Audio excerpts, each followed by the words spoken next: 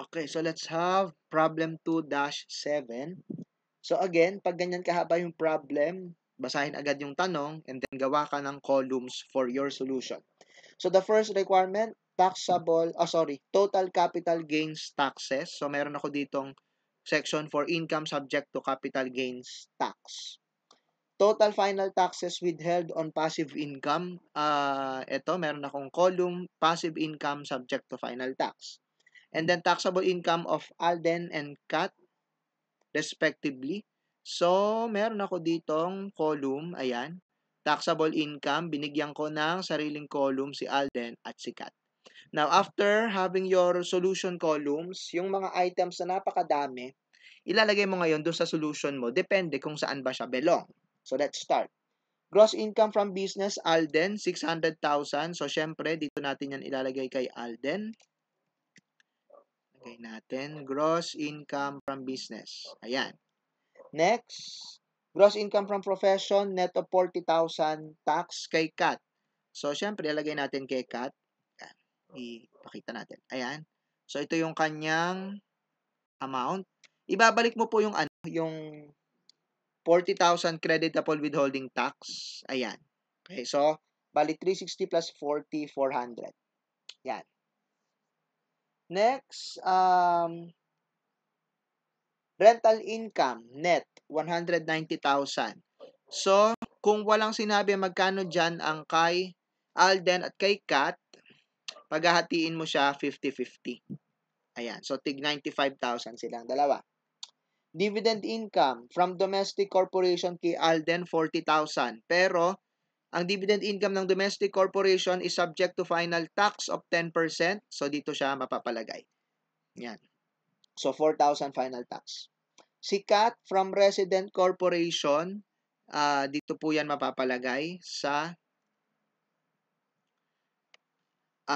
taxable income ni Kat. Yan. Next, dividend from non-resident corporation. So, dito yan mapapalagay sa taxable income subject to graduated rates. Pero, dahil 10,000 yun as a spouse or as a couple, gagawing tig 5. No? Hatiin natin between Alden and Kat. Next, ano to? Interest income on notes receivable. So, ito po ay subject to graduated rates, no? Hindi siya sakop ng passive income. Now, tig 6 at 4 sila, plus meron pang 2,000 na conjugal. So, tig 1,000 sila doon. So, lalabas 7 at saka 5, if I'm not mistaken. Yes, ayan. Interest income ng dalawa, 7 tsaka 5. Tinagdagan ng 1,000 from the conjugal income. Interest on Philippine bank deposit, net. Dito po yan sa passive income. Okay? Kaya lang net siya. Nakalagay ay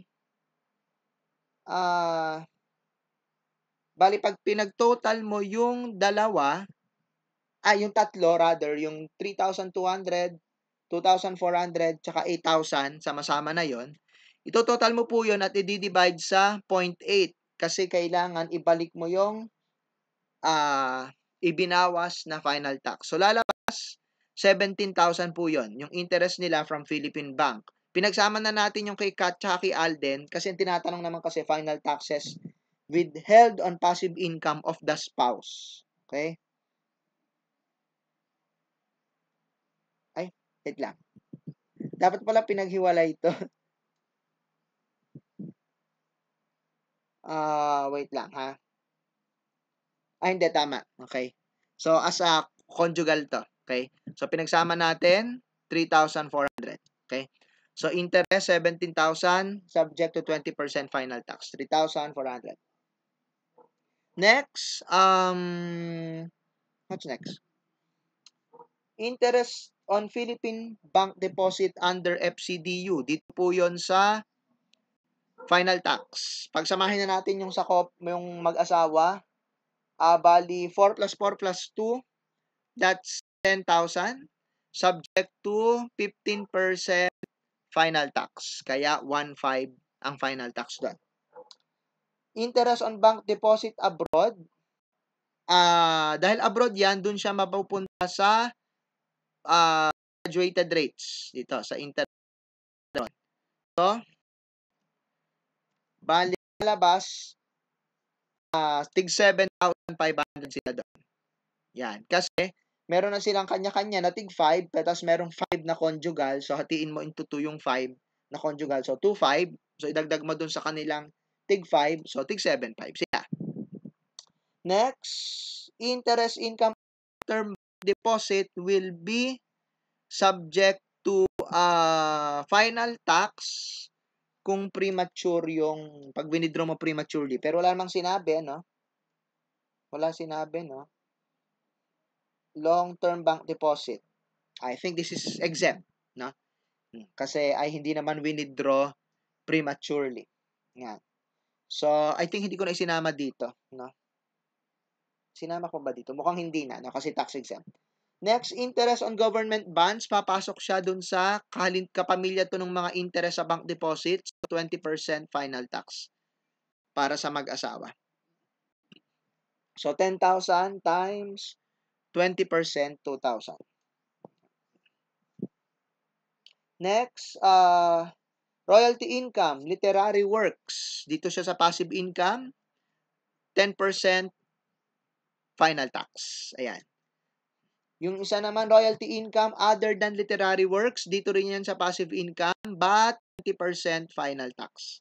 So, 12,000 for the couple. Okay? So, yan, 2,400. Sana tayo. Next, capital gains. Yung una, capital gains on sale directly to buyer at 550,000 of shares of domestic corporation. This is subject to 15% final tax. So, dito yan mapupunta. Okay? So, shares sold directly to buyer. Ang base mo ng tax ay yung 550,000, 15% nun, 22,500 capital gains tax. Next item, capital gain on sale directly to a buyer of the land held as investment in Quezon City. Selling price, 5 million. So, dahil siya held as investment, this is capital asset. So, dito rin po siya sa 6% capital gains tax mapupunta. Ayan. Capital gains in QC property. Okay? Next, next item dito, 500,000, capital gain on sale of land held as investment abroad.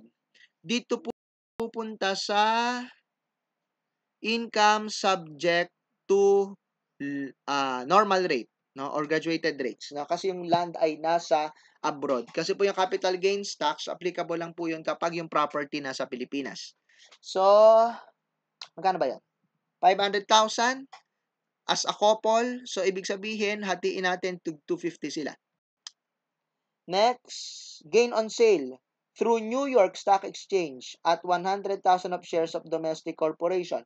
So, dahil siya New York Stock Exchange, hindi siya local stock exchange, dito pa rin siya mapunta sa taxable income, no, subject to graduated rates. Okay?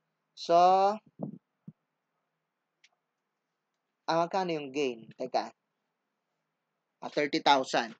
Okay? So, tig 15 silang dalawa. Tig 15. Next, saan na tayo? Loss on sale through Philippine Stock Exchange at 100,000 of shares of domestic corporation. Selling price 100,000. Ngayon po yung capital losses po kasi, deductible lang siya to the extent of capital gains. Pero so far, wala tayong na-recognize na by the way, hindi, Philippine Stock Exchange pala to, hindi pala to capital gains tax. Sorry, this is business tax. No, 0.6%. So, hindi siya kasama sa capital gains. Sorry for that. Okay? Next, expenses. So, dito yan. Expenses. Dito siya i-deduct sa mga taxable income nila subject to graduated rates. Ngayon, meron kasi silang 350. Si Alden, may 350. So, kukunin mo pa yung kalahati ng 75 Kaya ang kanyang expenses is 387,500. Kay Kat, meron siyang 200 plus kalahati ng 75, so 237,500.